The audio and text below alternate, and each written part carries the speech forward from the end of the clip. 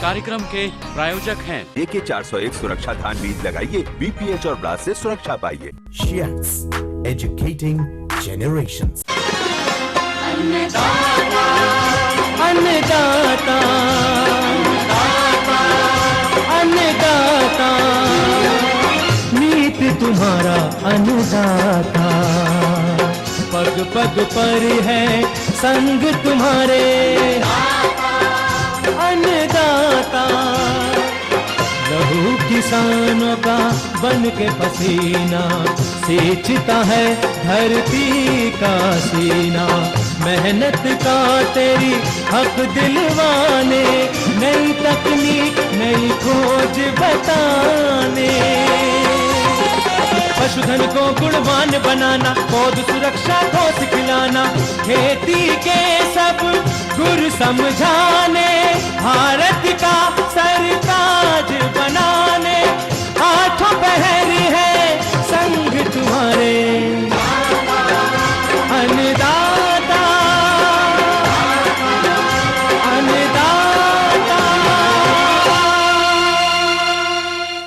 नमस्कार, मैं हूं श्वेता। आप सभी दर्शकों का अन्नदाता कार्यक्रम में स्वागत करती हूं। हर रोज की तरह कार्यक्रम में हम लेकर आते हैं खेती बाड़ी से जुड़ी हुई बहुत सी लाभकारी जानकारियां। तो चलिए सबसे पहले देखते हैं क्या है विशेष आपके लिए आज के कार्यक्रम में। यूरिया द्वारा सूखा चारा उपचारण तकनीक पर जानकारी।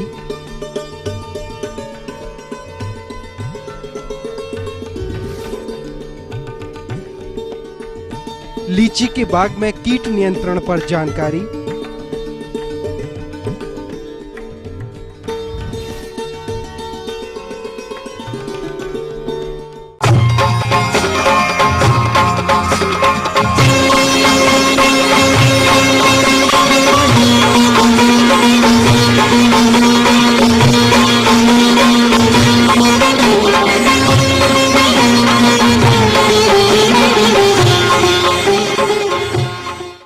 पशुपालन व्यवसाय से अच्छा लाभ लेने के लिए ये बहुत जरूरी है कि पशुओं को पौष्टिक चारा उपलब्ध करवाया जाए।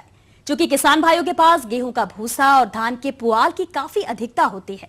इस पुआल या भूसे को और अधिक गुणवत्ता युक्त बनाने के लिए जरूरी है इसे यूरिया के द्वारा उपचारित करके पौष्टिकता बढ़ाकर हम अपने पशुओं को खिलाकर उनके उत्तम स्वास्थ्य के साथ साथ पशुओं से अधिक दुग्ध उत्पादन ले सकते हैं। परंतु कैसे करें भूसा और पुआल को यूरिया से उपचारित, इस बारे में विस्तार से जानकारी के लिए देखिए कार्यक्रम का ये अंश।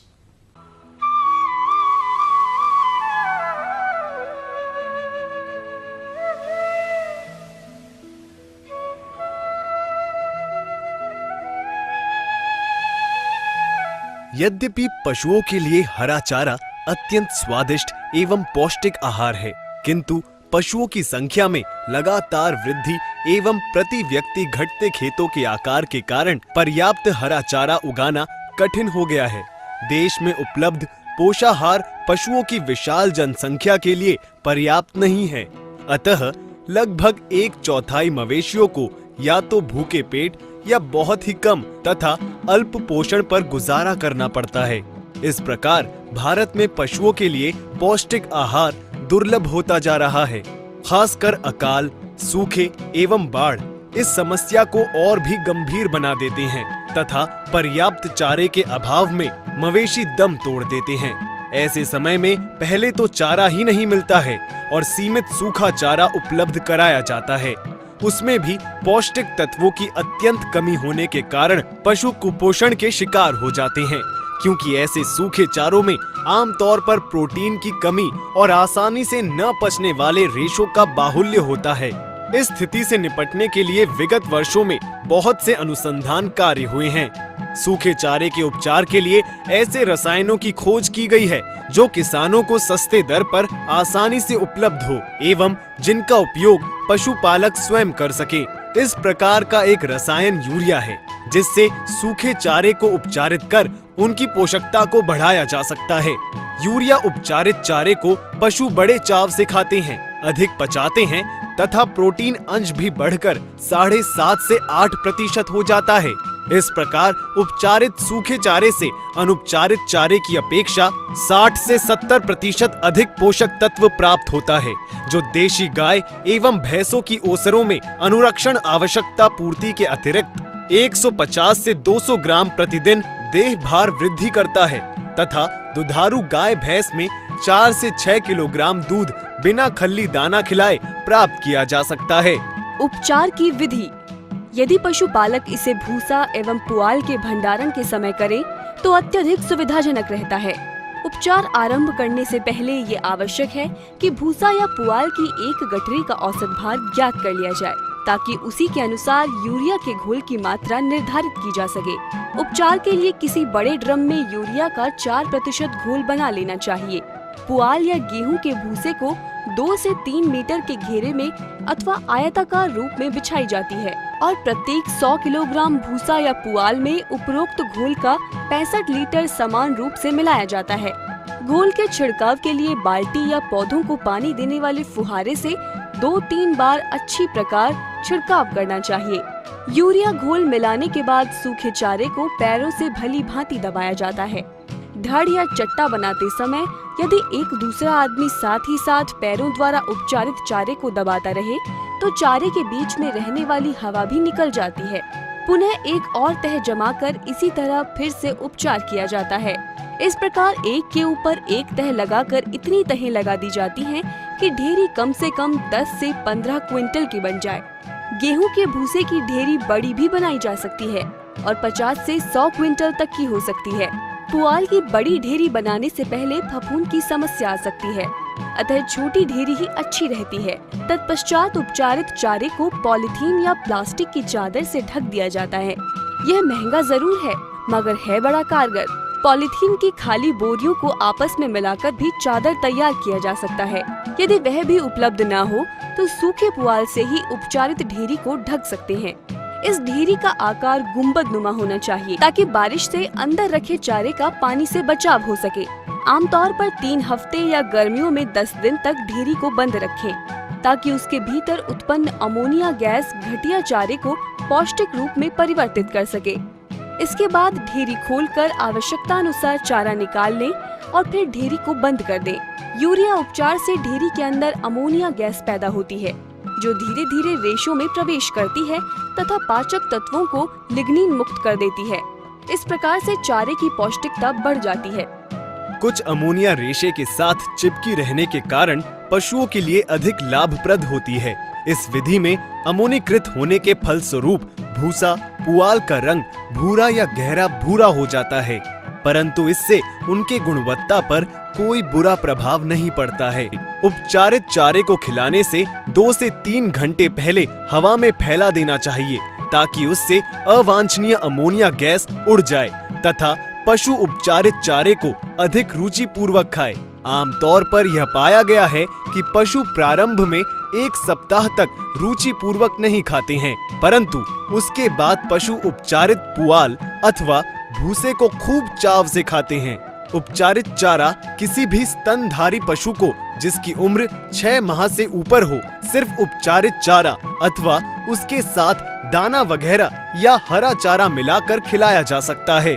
यूरिया से उपचारित भूसा पुआल आदि चारों को आमतौर पर प्रचलित विधियों में से किसी भी विधि के अनुसार खिला सकते हैं। साथ ही साथ पशुओं को खनिज एवं विटामिन की आवश्यकता पूर्ति के लिए 30 से 40 ग्राम खनिज मिश्रण और कम से कम 1-2 किलोग्राम हरा चारा खिलावें। सावधानियां। उपचार हेतु स्वच्छ पानी का प्रयोग करें। आवश्यकता अनुसार उतने ही पुआल का उपचारण करें जो 4 से 6 सप्ताह के लिए आवश्यक है। गेहूं के भूसे का उपचारण एक बार में 4 से 6 माह तक के लिए किया जा सकता है। यूरिया को पानी में भली भांति घोलें तथा यूरिया एवं पानी की मात्रा सही हो। यूरिया का घोल पशुओं की पहुंच से बाहर रखें, क्योंकि इस घोल के व्यवहार से पशु विष ग्रसित हो सकते हैं, मृत्यु का भी शिकार हो सकता है। यूरिया का घोल चारे के ऊपर समान रूप से छिड़कना चाहिए तथा ढेर बनाते समय चारे की हर तह को पैरों से अच्छी तरह दबाना आवश्यक है। ढेरी का आकार गुंबद नुमा होना चाहिए। ढेरी को पॉलीथीन चादर अथवा खाद की बोरियों से या सूखे चारे से अच्छी तरह ढकना चाहिए ताकि उपचारण से अधिक लाभ हो सके। यूरिया उपचारण के इस विधि को पशुपालक आसानी से अपना सकते हैं। इस प्रकार उपचारित पुआल एवं भूसे की गुणवत्ता में कई गुना वृद्धि हो सकती है, जिससे न केवल पशुओं की दूध में बढ़ोतरी होती है बल्कि पशुओं की सेहत भी अच्छी रहती है। इस तरह उपचारित चारा पौष्टिक होने के अलावा सुपाच्य भी होता है तथा इसका उपयोग उपचारित चारे की अपेक्षा 10 से 15% सस्ता भी होता है।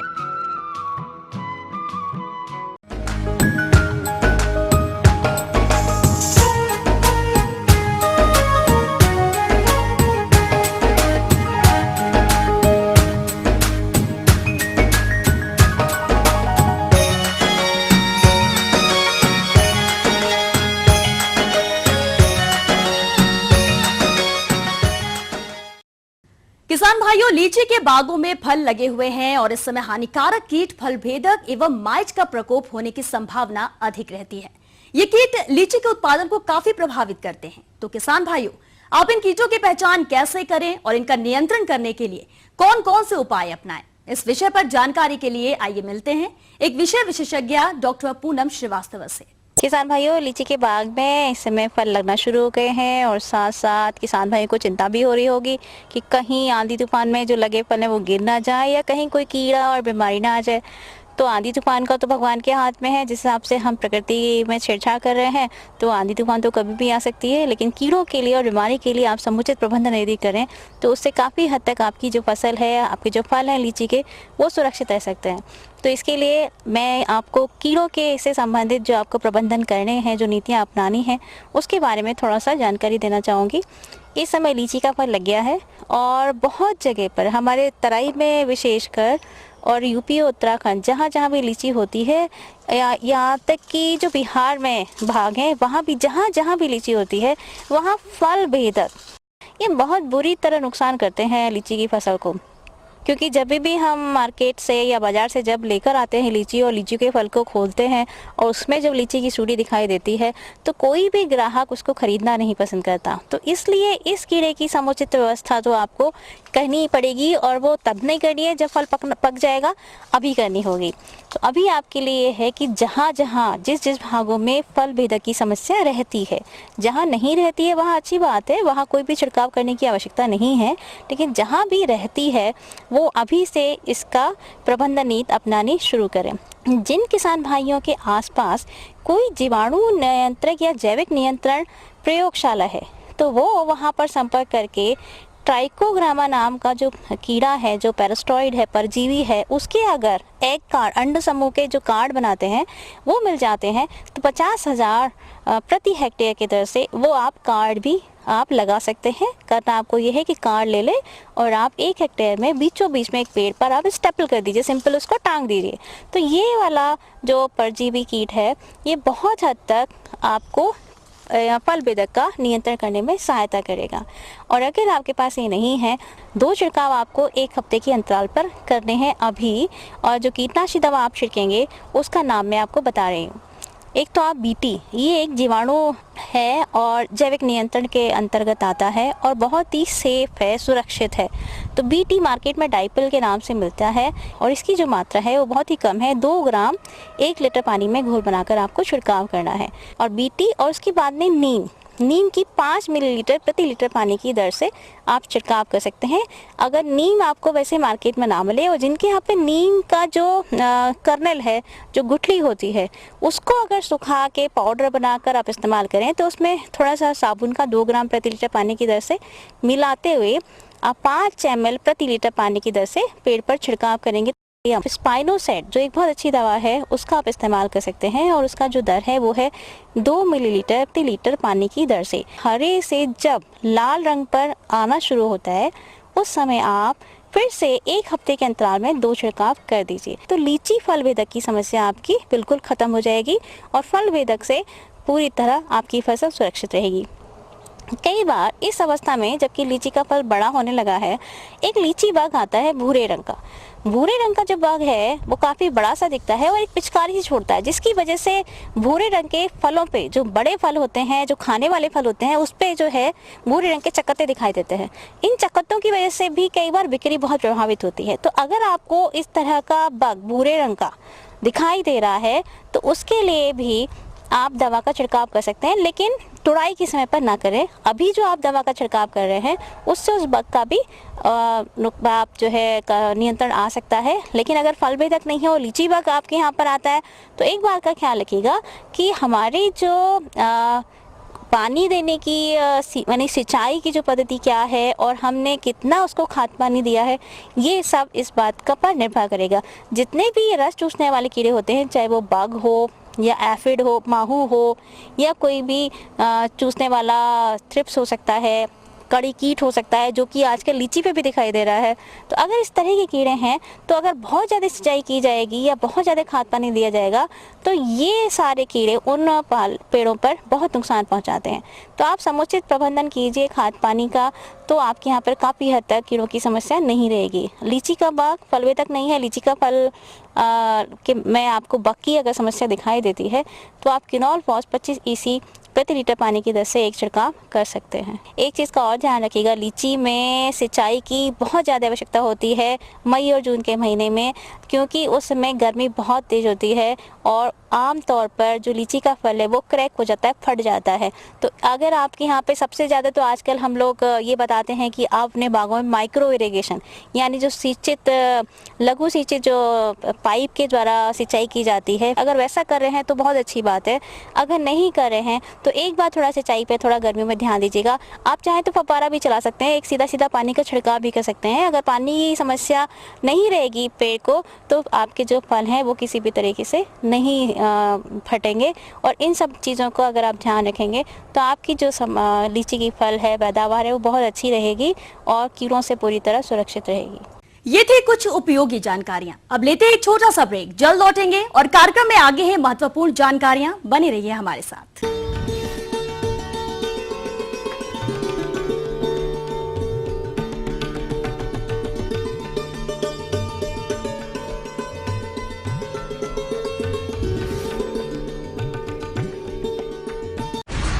ये नहीं है कोई परियों की दास्तां, ना ही सास बहू की है ये कहानी।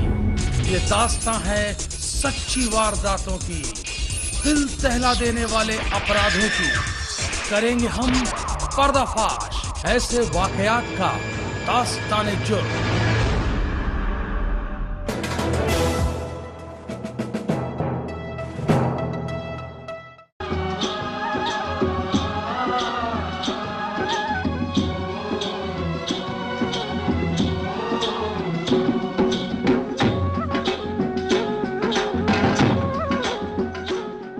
ब्रेक के बाद एक बार फिर से आप सभी दर्शकों का अन्नदाता कार्यक्रम में स्वागत है। बढ़ते हैं अगली प्रस्तुति की ओर।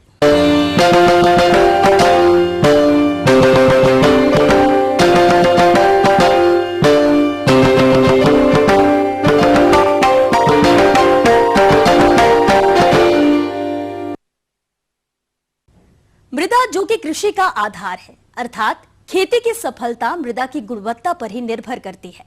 परंतु आज के समय में किसान अधिक उत्पादन की चाह में अंधाधुंध रासायनिक उर्वरकों का प्रयोग कर रहे हैं, जिसके कारण भूमि अनउपजाऊ हो रही है।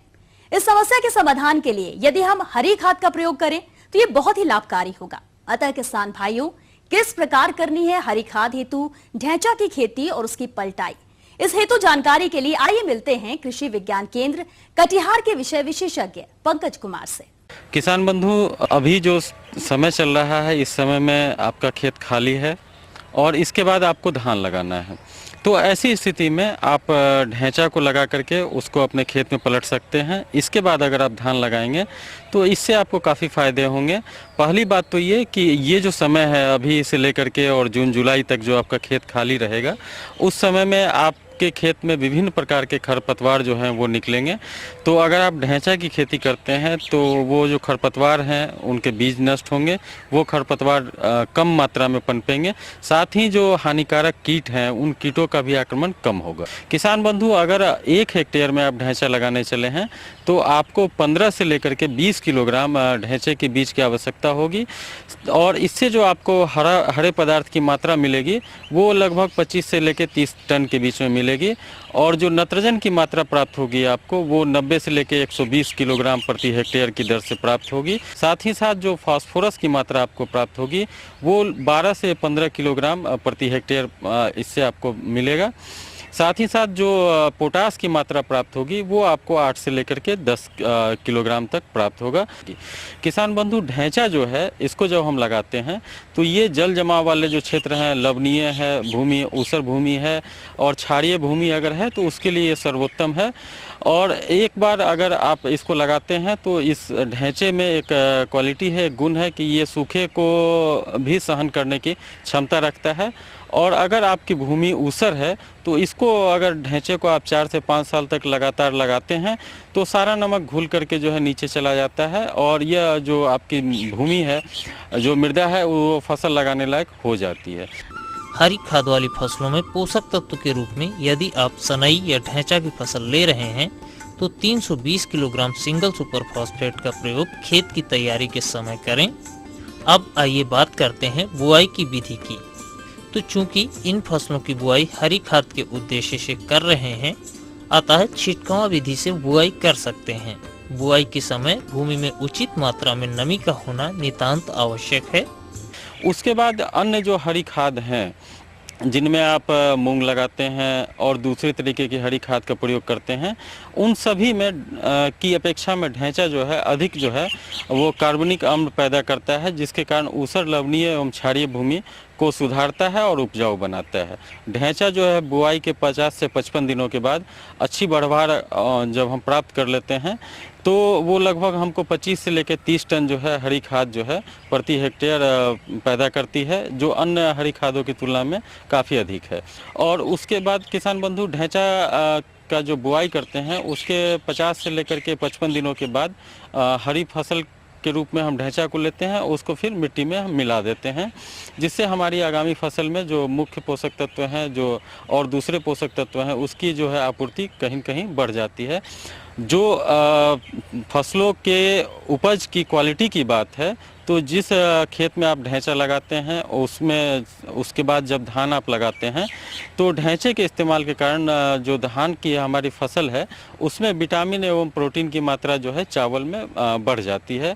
तो इस प्रकार किसान बंधु, अगर आप धान लगाने के पहले अपने खेत में ढैंचा को लगाते हैं तो निश्चित रूप से आपका जो एक्सपेंस होता है, जो खर्च होता है रासायनिक उर्वरक के ऊपर, वो कमेगा और जो आपकी मृदा की दशा है वो कहीं न कहीं सुधरेगी। साथ ही साथ आप खरपतवार प्रबंधन एवं कीट व्याधियों से भी आप छुटकारा पा सकेंगे। तो मेरी ये सलाह होगी आपसे कि अभी का जो समय है इस समय में निश्चित रूप से ढैंचा को लगाएं और ढैंचा को लगाने के बाद उसको पलटने के बाद फिर धान की फसल की ओर जाएं।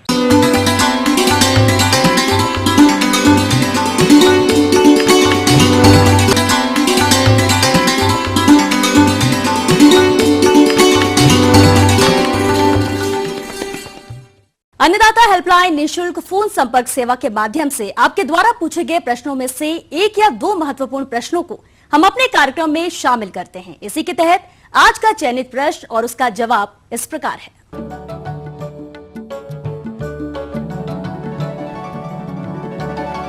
जिला सिवान के कृषक अवनीश कुमार, आप अन्नदाता निशुल्क फोन संपर्क सेवा के माध्यम से मुर्गियों में होने वाले रानीखेत रोग से बचाव एवं उपचार के बारे में जानकारी चाहते हैं। तो अवनीश कुमार जी, आपकी जानकारी हेतु प्रस्तुत है कार्यक्रम का यह अंश। जो बीमारी होती है इसमें सबसे खतरनाक बीमारी जिसको बोलते हैं उसका नाम है रानीखेत डिजीज। इसको हम न्यू कैस्टल डिजीज और मनमोडी डिजीज के नाम से भी जानते हैं। किसान भाइयों, इसमें के फार्म में काफी नुकसान होता है। मुर्गियों में होने वाला रोग है, इसमें पूरा का पूरा फ्लॉक खत्म हो जाता है। यह किसी भी एज में हो सकता है, किसी भी मौसम में हो सकता है और ज्यादातर गर्मी के बाद जैसे ही मानसून शुरू होता है उसमें तथा सर्दी खत्म होने के बाद इस रोग की होने की संभावना अधिक होती है। यह रोग पैरामिक्सो वायरस एक विषाणु है, उसके द्वारा होता है। अभी हम चर्चा करें कि कि यह रोग आखिर फैलता कैसे है, फार्म में यह रोग बाहर से कैसे आता है, आपके मुर्गियों तक कैसे पहुंचता है। तो इसमें सबसे बड़ा हाथ है हवा का, पानी का, आपने कैसा पानी दिया है। इसके बाद आप जो भी बाहर से आगंतुक आपके फार्म में विजिट करते हैं, आते हैं आपके फार्म को देखने के लिए, या आपके जो अटेंडेंट हैं काम करने वाले, उनके चप्पल से, उनके कपड़े से यह रोग फार्म तक पहुंच जाता है। जब यह मुर्गियों में जब इसका लक्षण दिखाई देने लगता है, जब यह मुर्गियों को में संक्रमण इसका हो जाता है, तो इसमें आप देखेंगे कि दो प्रकार का लक्षण दिखता है। किसी किसी कुक्कुट में दोनों तरह के लक्षण दिखाई देते हैं। यदि पाचन नाली संबंधित लक्षण की बात करें तो इसमें सर्दी जैसा मल निकलेगा। कुक्कुट में जो डायरिया हो रहा है वो हरे रंग का होता है। हरे रंग का इसलिए होता है कि उसमें पीत का सिक्रेशन, पीत का स्राव ज्यादा होने लगता है, जिसकी वजह से वह ग्रीन रंग का दिखाई देता है। दूसरा, खाना बंद कर देता है, सुस्त हो जाता है, डिप्रेस हो जाता है, नाक से सर्दी जैसा स्राव निकलता है, डिहाइड्रेशन हो जाता है, और इसमें 3 से 4 दिन तक कुक्कुट इसमें जिंदा रहते हैं। और यदि नस संबंधी जो लक्षण जो दिखाई देने लगे तो इसमें आपको दिखेगा कि गर्दन पीछे की तरफ टेढ़ा हो जाता है, पंख में पैरालिसिस हो जाता है, एक पैर आगे और एक पैर पीछे हो जाता है, एक पंख उठा नहीं पाता, और इस स्थिति में कुक्कुट तुरंत मर जाता है। कि जब यह लक्षण दिखाई दिया तो इसमें क्या हम कर सकते हैं, क्या इसका ट्रीटमेंट करेंगे। तो ट्रीटमेंट में इसका कोई उचित ट्रीटमेंट नहीं है। हम इसको सेकेंडरी बैक्टीरियल इन्फेक्शन को रोकने के लिए ब्रॉड स्पेक्ट्रम एंटीबायोटिक का इस्तेमाल करते हैं, साथ में एंटी स्ट्रेस दवा चलाते हैं, कोई विटामिन देते हैं। तो डायग्नोसिस करने के लिए जो भी आपके पास जो भी कुक्कुट हैं जो मरते हैं उनका आप पोस्टमार्टम करके या लक्षण देख करके जान सकते हैं। यदि आप पोस्टमार्टम करते हैं, उस कुक्कुट को काटते हैं, तो आप देखेंगे कि उसके प्रोवेंटिकुलस में जहाँ जो ग्रंथि होती है उसके टिप पे खून दिखेगा, साथ में उसके आंत में बटन टाइप का घाव दिखेगा। हम पता लगा सकते हैं कि हमारे फार्म में यह संक्रमण, इस विषाणु का संक्रमण हो गया है। तो बचाव के लिए वैक्सीन भी उपलब्ध है, आप वैक्सीन भी करा सकते हैं, जिसमें आपको F1 R2B लसोटा वैक्सीन आता है, जिसे आप वैक्सीन करा करके अपने फार्म को सुरक्षित रख सकते हैं। F1 वैक्सीन जो है यह लाइव वैक्सीन है और इसे पीने के पानी में देते हैं। जब आपका कुक्कुट 0 डे का होता है, 7 दिन में इसको देते हैं, 0 डे में देते हैं, 7 दिन में देते हैं, 21 दिन में देते हैं और 30 दिन में देते हैं। सबसे बड़ा जरूरी है कि आपके फार्म के आगे एक टब बनाए, बाथ टब, जिसमें जो भी आगंतुक या जो भी अंदर प्रवेश करते हैं उसमें पैर धो करके जाएं, और नहीं तो चूना का छिड़काव करें चारों तरफ। चूना में पैर रगड़ कर भी अंदर जा सकते हैं।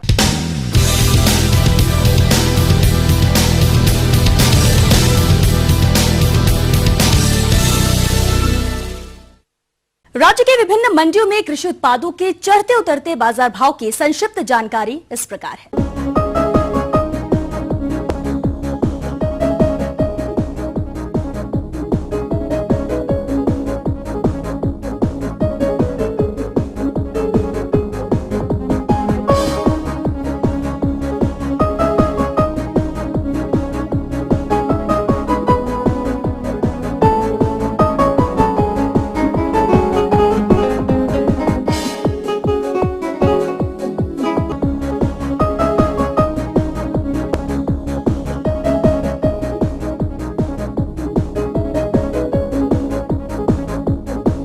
अब आइए देखते हैं कल दिखाए जाने वाले कार्यक्रम की मुख्य झलकियां।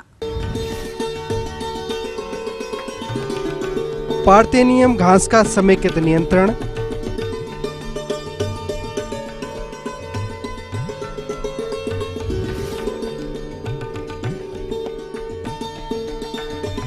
मूंग की फसल में कीट नियंत्रण पर जानकारी,